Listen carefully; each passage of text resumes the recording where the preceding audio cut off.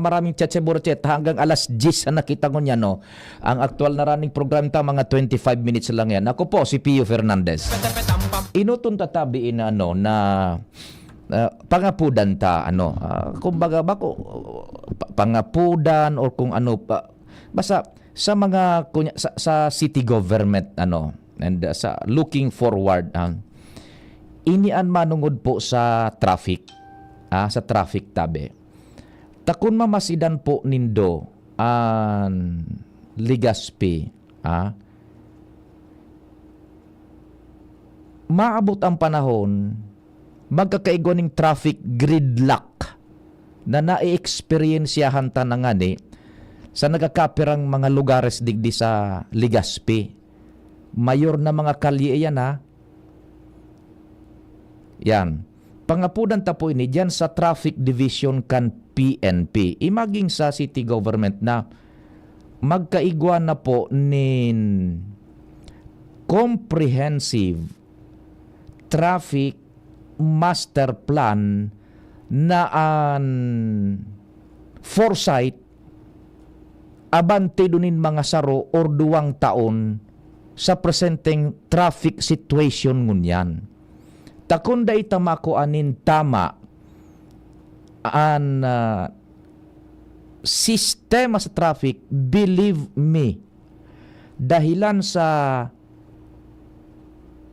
klase kan sa tuyang mayor na kalye, asin dahilan sa estado kan mga posibleng alternate routes, ang gusto tang sabihin pag sinabi tang klase, so kahiwasan kan sa tuyang kalye, so mayor na kalye ining kalye Rizal, na minakonektar kan territorial metes and boundaries kan Legazpi sa Daraga, dyan sa may Bio, pasiring yan digdi pasiring duman sa may Santo Domingo area. Yan bagang kalabaan kan Calle Rizal, main highway yan, sakop yan kan territorial and political jurisdiction kan Legazpi. Diyan sa may Daraga, sa may Arco sa Bicol University, and then duman naman pasiring sa may Santo Domingo. Sa may Padang na yan, pasiring duman Kunda itatabi makuan patama-tama, tahilingon nido, ining kalye ta mayor na kalye, although medyo kung paghilingon baga dakula ta nagluluwas nagari 4 lanes na antabi pinag-asphalt overlay baga budaso shoulder sinakub kan asphalt over kaya dakulang hilingon pero maabot ang panahon dai natabi kayang akomodaron an volume kan behikulo na maagi dyan. Now, ano ang mangyayari? Mahanap nin ibang maaagihan ang mga may daranin behikulo. Ang aagihan, mga barangay roads na mas sadit kaysa digdi sa main highway ining Calle Rizal. Ano tabi mga parantabay? Maagri ka mo sa namamasidantang initabi, pigpapaluwas ta? Sarong ehemplo, halimbawa baga malaog kita sa opisina, hali ka mo sa Old Albay District or mapasiring ka mo digdi sa Legazpi, sa Rawis area. Minaagi ba kita digdi sa Calle Rizal? Pag maagi kita digdi sa Calle Rizal, pag abot mo dyan sa may City Hall, mapuo na dyan ang traffic. Mahanap ka ng ibang dalan, pwedeng magwala ka o magtuo, Marquez Street ka. Nagpupuo na tabi man iyan na mapuno ang Marquez Street nin vehikulo. Lalo pag rush hour na tabi. Hali kang Albay, pasiring Legazpi and vice versa. Taso naglilikay kan traffic digdi sa Calle Rizal with the opening naman kan saro pa dyan na mall, yung Unitap. Nagkaigwa naman panibagong complexion ang traffic sa Calle Rizal, particular sa Old Albay District. Mahanap din panibago kitang agihan. Digdi kita sa Marquez, malusot sa Puting Daga, sumaagi baga dyan sa may Estebes, and lusot na dyan sa may Puting Daga, lusot na dyan sa may Sarong Gasoline Station sa digdi sa Legazpi na. Ang problema, napupuno naman po iyan. Tadyan na, an aagihan. Mapasiring ka naman sa Washington Drive, tal kumusta iyo naman. Tabi, kung day po ini maadala nin tultol, kan traffic division, as in kung paano, kung igwanin pwedeng engineering intervention na i-implementar dyan. And by engineering intervention, ang gusto tang sabihon, kung igwanin pwedeng padibagong gibuho na tinampo, pahiwaso na tinampo, inda ko sa natabi, pero gari medyo difficult. Ta sa inta papaagihon. Napuno na ang Calle Rizal. Nagpupuunang mapuno ang mga alternate routes na pinag-aagihan ta. Basado sa kunyan bagano, nakahuron ta si Sir Rolly Isguera kan Public Safety Office kan Legazpi. Ang Public Safety Office kan Legazpi, katabang iyan kan Legazpi PNP sa traffic. Bako nindang mayor na concern ang pagkuang kan traffic. Katabang sa nasinda, kung baga sinda kung sa nasinda, pandagdag nga ni sa pagmanihar kan traffic. Pero the main concern is sa Legazpi traffic yan eh. Yan. Now, ang sabi ni Sir Rolly Isguera, imagine kang LTO, pagkatapos kan pandemic,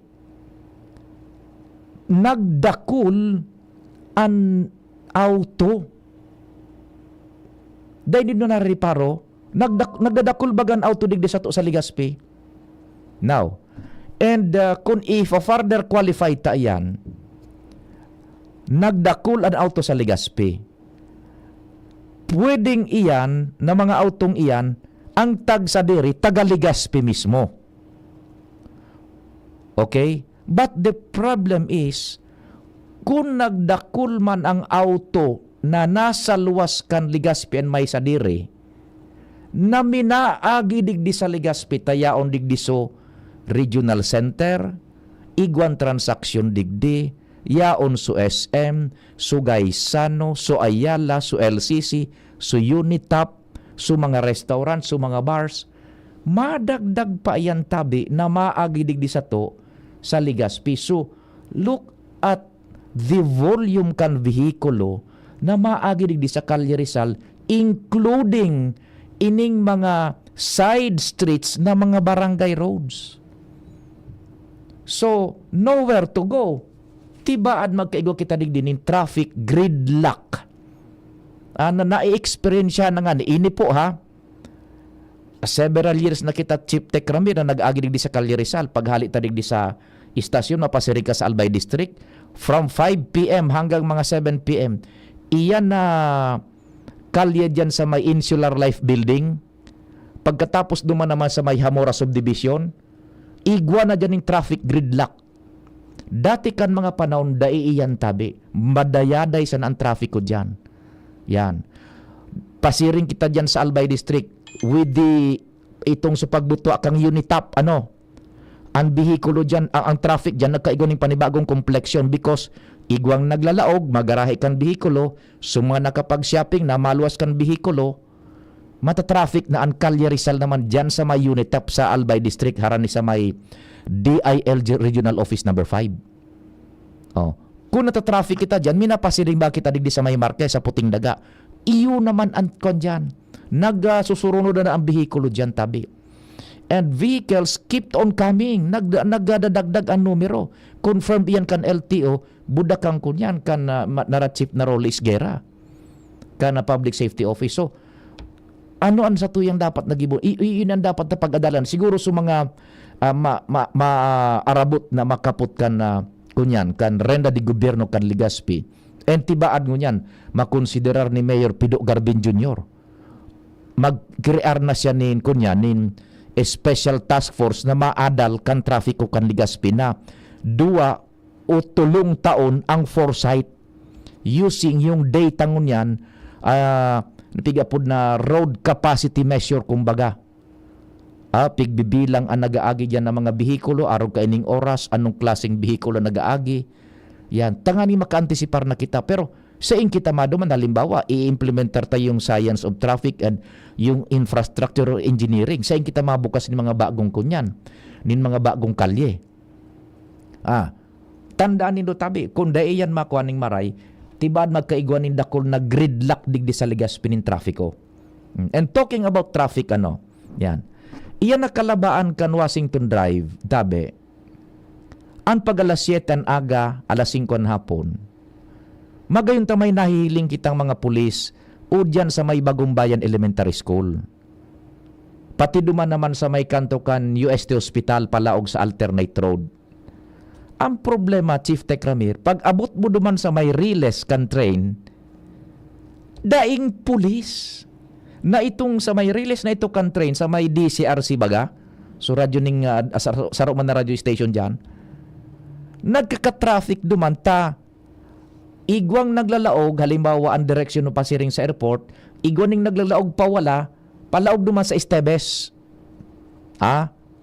Igo dyan yung tinampo na mahibog ang kunyan, mahibog ang residensyas dyan, and dakol ang mga may sa dirinin bihikulo. Lusot nga na ito duman sa Biyo.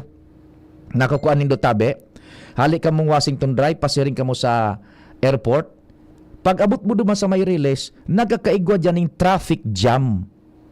Tadakol ang minalaog pa wala, pasiring duman sa may sususuy-suyo no baga sa Riles country, tadakol ang mga residentes dyan, darakulang harong, and dakol suminaluwas na malaog naman sa Washington Drive, either mawala or matuo.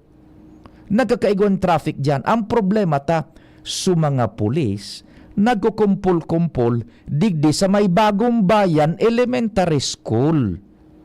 Day duman pigpupostihan na ito, problema ang traffic ko duman sa lugar na ito. O dyan sa may kunyan, sa may Riles baga sa Washington Drive. Diyan nagkakaigwa ng traffic. Day, pambihira kita makahiling ng pulis dyan. Sa totoo lang ako sa pag-aagi ko dyan na traffic rush hour, daing pulis duman. An igwang pulis nagkukumpul-kumpul digdi sa Bagong Bayan Elementary School. Tama man dapat may pulis dyan ta. Eskwelahan baga yan. Safety kan mga nagbabalyong estudyante para tukdo magurang. Pero natata nagkukumpul-kumpul duman, dakul ang yaon duman na pwede mong i-disperse, papustihan man duman sa may kunyan, sa may Riles na ito sa Washington Drive. O nagkakaigwa dyan yung problema. Dyan tabi, dyan sa kunyan, sa Ligaspi PNP tabi, ini-question man lang ikuanindo ito. Disperse nindo yan tabi na kuan. Mga pulis na nagkukumpul-kumpul dyan sa may Bagong Bayan Elementary School. Taigwa dumanin, traffic concern sa may Riles dyan sa Washington Drive. Nagkakaigo ng traffic dyan, natutukod ang traffic dyan. Tabi. So yan ang problema, Ligaspi. Bata kasuhapon man, igo nagtek sa tuya. Ano ba ya ngay anserbi man ka ining talking about traffic? Ano ba ya ngay ining nagpara motorsiklo paghapon? Na biyo ngayang natatakot kami, tapag na kami minagilid, wak. Bagang mga motor cops. Inda ko sa natabi. Taday pamangkitang, maski si malo na kalubakib, day ka nagpapasabot kung kung pagkatapos ka paglibot, na masarainaan. Tanahiling tabagay na mga motor cops, na mga 12, 14. So ay matakot ka talaga, magilid ka, tapag day ka magilid, wak, nakablinker pa. Pagkatapos masarainin nga kalubakib, malo na kalubakib, magarahe na sa kampo. Pagkalibot yan sa Calle Rizal. Bataan iba na i-intimidar, natatakot. Can they just go normally sa traffic man tabi, ni mga na motor cops na, pero inda dahil tasabot